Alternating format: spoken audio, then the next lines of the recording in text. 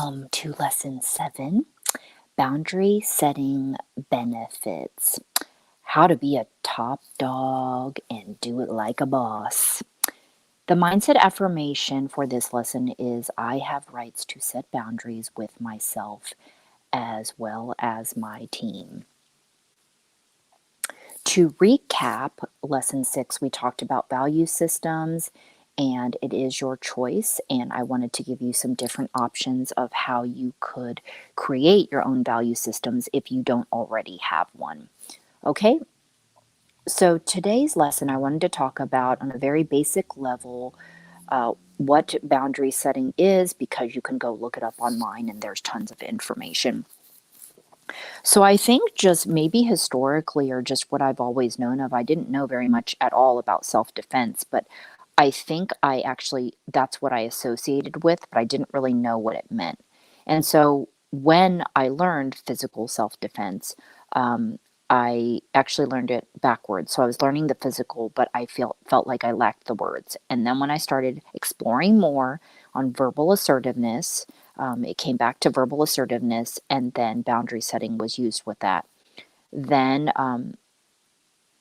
I think I put it together when I also was studying democratic disciplining after becoming a parent and wanting to know, how to deal with a child without having to say no to everything. And I decided I didn't want to use spanking as my method for my own reasons of authoritarian control, I guess, if you want to use it like that, dictatorship sort of a thing.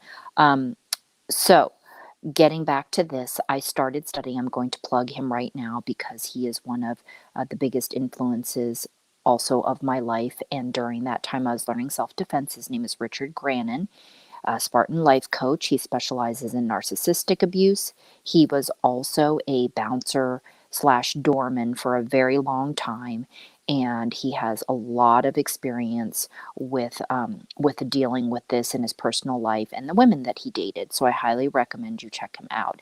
And his videos, I believe, are still available if they're not on YouTube, on streetfightsecrets.com. Okay, Richard Grannon.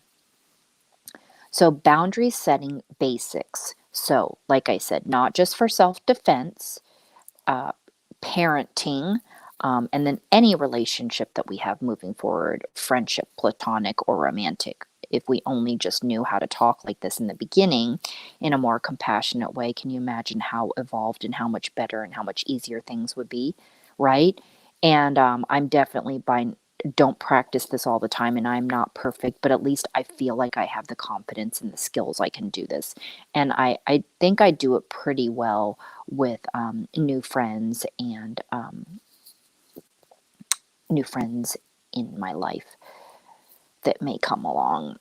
What I will say, though, is funny is that, so in our culture, from a women's, from when you're looking at it, when a woman is direct, because it's about being direct, we are looked at as bitches. So now I'm putting it out there. I'm hopefully helping share that when you can do it in a compassionate way, and I think you can adjust it, you can adjust it for who you're talking to. It doesn't always have to be like that. And you can even preempt it by saying, I love you, or I want you to know, but I'm going to be very direct and very honest. And so you, though, may feel like an ass sometimes, especially if you're also having to regulate people or be like literally a boss or a leader. So you can learn. It does get better, and just be willing to work with the people. So the point in the point I would like to also say is that on a very basic level is that boundary setting is just being able to set your own limits for yourself, and then in order to tell others how you want to be treated. So think of it like telling someone how to tend your yard or house it when you're away, right? Why are you going to assume that they know how you want your house to be tended to? Everybody has their own upbringing, own etiquette, own everything, own ways of doing things. So let's not go ahead and assume that they are as we are, right? That saying is really very valid, in that we see people, I feel like we tend to see people as we are and not as they are, right? So anyway, that's what we are doing. And so, explaining as far as setting boundaries with yourself, it could just be how often you check your email. Okay, I'm only going to check my email once a day. I'm going to turn my phone off at this certain time or whatever it is. Okay, so that explains that part. So, the benefits, there's a long list of them, but one of them is deeply feeling your rights and your worthiness and that you are deserving of being respected, which for some people is it takes time to learn. Explaining before, like maybe you think you're very confident, you have no problems, you feel like you respect yourself, but maybe you don't, right? When it comes down to people, um, I don't want to say, especially people you love, but they're not trying to take advantage, but maybe it could be people, for the example of people borrowing money from you, or depending on who it is, or, all these types of examples I can give you. I'm also wanted to mention that how social skills and words and phrases will help you feel more confident to execute boundary setting. Okay, because if you don't have the words, then how are you going to even do this? This isn't about being perfect. It's just you taking action and doing something and not feeling bad for doing it. Okay. So, when it comes to leadership, specific in the first responder culture, I'm going to again address this. We've talked about all of these different things and building value systems, inner character, and part of all of this and unique sense of self is the boundary setting. It's almost essential from my perspective. So when you are handling your crew, starting this new culture as first responders, I know this is going to take effort, and it might not be. You might touch on it in the academy, or I don't know actually what's offered in there. Maybe they only do it with physical space, but this is going to probably be outside training for you. So hopefully, Richard Grannon's videos and just me talking about this a little bit here will pique your interest, because yes, you will be able to utilize it with your crew and your friends. Like I said, all facets of life, it's very useful. Okay, and so personal space, just all these sorts of things, feeling like you feel guilty for saying no to family members, or just, again, significant others. It's so beneficial. So I really think it's all about how you say it, the compassion in saying it, all of that. Okay, it's the delivery. So, setting rules for your team, what is appropriate, not appropriate. I mentioned that before. Okay, so a sensitive subject of harassment. Helping, that's just one area, right? When you're going to out the gate, you're going to set up a meeting with everybody and you're going to talk about, actually, from the beginning, respect and respect of self. If I was doing this, this is how I would start. But if we were going to address from day one how to deal with harassment or something that might be harassment, or whatever in that subject matter, okay? Helping people learn how to speak. Again, people coming from different backgrounds, okay? So, how do the brother, sister, family there define respect or personal space? Just go ahead and ask. It sounds really simple again, but if you were to ask people to write this on a piece of paper, even adults, even myself initially, I don't know necessarily that I would have been able to put it into words. Okay, yeah, personal space, that sounds like they both sound really easy, like easy words to describe. But somebody's idea of personal space might not be the same as somebody else's, okay? So, I want to give you an example of a case. It's nothing to gossip about. The only reason I'm bringing up this story is that I hope that we want to help prevent more cases of this, okay? And it was a situation where there were at least a minimum of 19 people that were, if we want to say, whatever, if it was harassing or whatever it is, it ended up forming into a case. And I did meet the person. And the point of the story is that I'm saying is that not only what was going on here and why did it go on for so long, I know there's two sides to any story. And instead of blaming anybody of saying anything, right? Maybe if that was her and it was me and I lacked the verbal skills or whatever it was, then that's my fault that I didn't say anything, right?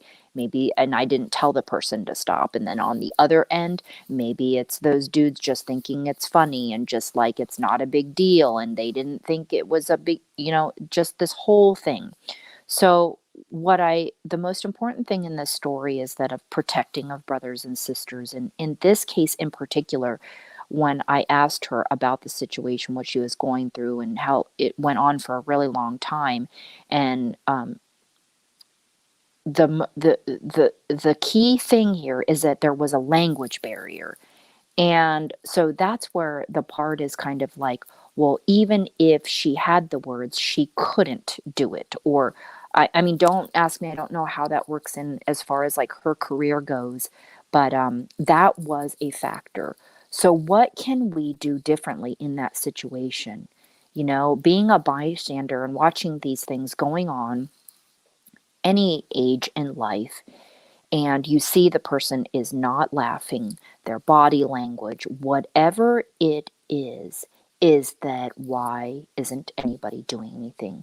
Or is somebody doing something and nothing is changing? It's the paying attention, right? And not joining in. Um, I was not there. I don't know every detail of the story and this situation. I just hope that she can forgive these people one day. Okay, so I just want us to think about how can we help better equip ourselves and our teams, your team, to try to prevent these things. Well, we can have talks, right? We can have talks and just address things, and people get with each other and face each other. And again, pretend like the other person is not conscious of what they are doing. Because some people are not trying to hurt other people's feelings. Okay, so let's remember that some people just do not know. Okay, again, and then there are some people that do and do it on purpose. Okay, so I will give you some examples here in a minute. When it comes to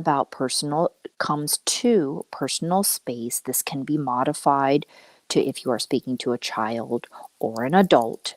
There are different techniques you can look up, and probably too, actually specifically on bullying, but there's something called a broken record technique where you repeat the question and you follow it up, by repeating the question, making sure they understand. And I'll explain to you coming up here. The use of I is really important because, again, it's a natural thing for people to get defensive if they feel attacked. Okay, so stating it as I need you to, I feel, those sorts of things. Again, you can look up again because there's lots of different ideas. So, starting with even just asking a question when it comes to this personal space thing, you can also use humor sometimes to address certain things, but then sometimes people don't know if you're serious or not, right? Okay, so it could be a simple question like, have you heard of personal space? Right? And so it engages in conversation. It's bringing it, to light, to be talked about. Some other phrases or statements might be, I don't like that. Please stop. Will you stop? Following up with, did you hear me? Do you understand? What did I just say? Those are just some basics. I just wanted to give you, again, you don't have to memorize these, and you can always refer back and study more. In addition to this personal space topic, I know you as first responders also, like us out here, deal with strangers in the public. And in general, I don't necessarily need to know what the person wants. So since I have always been the person that's been very curious, I'm the person that will open the door, I will pick up the phone, whatever it is. But when I am in public and say I'm approached, we will just use the homeless example because that has happened to me, of course, like a lot of us, our entire lives. before self-defense, I would not make eye contact and I would avoid. So after I physically learned to defend myself and I knew that I felt strong, I felt more confident to execute verbal statements. Again, I know this is funny for some people and they might laugh and think it's really easy, but the fact that I was shy, no social skills, and didn't know like what to say or anything, um, even a simple basic this, I would avoid it. Okay, so I could just say something like, "No, thank you. I don't need anything." Some other statements. These are some of my favorites that I learned from Richie that I love. Is that you have to have the confidence, yes, to say this, but I love them. Okay, first you have to have the confidence first. I can hear you from there. That's close enough. Um, those are just two I really like. So again, depending on who you are talking to, okay? Those statements, I mean, again, there's actually more of those, but those are the two that stuck out in my mind that I've always liked. So other phrases to help you own your confidence, and again, this can be used in many situations. I already actually talked about the whole people borrowing money. Also, I'll throw in there roommates, these different situations, but just saying that you need somebody to stop doing something. I need you to stop doing XYZ. Thank you. And whatever the consequence is, again, I will say about the giving with roommates, eating your food or different things like that, telling them when they do that, you need them to replace it. So, of course, there's another consequence or whatever it is you're going to have to follow up then again if the person doesn't do it. So yes, it is a challenge living with anybody.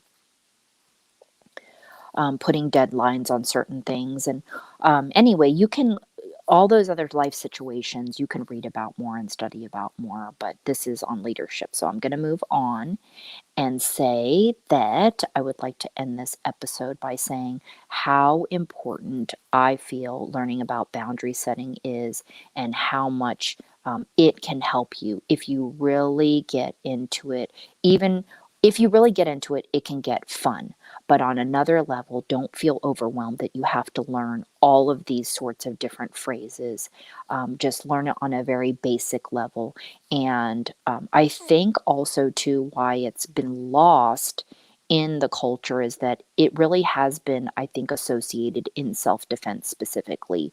And if people, now that self-defense is becoming more popular, it's becoming more integrated into fitness, people are learning more about it.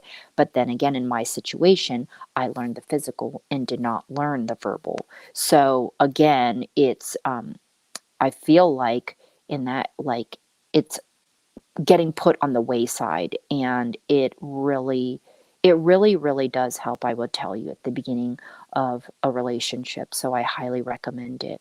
Okay, so again, boundary setting, and Richard Grannon, streetfightsecrets.com, and he has tons of videos and things like that all over YouTube. Okay, so I will meet you in lesson 8.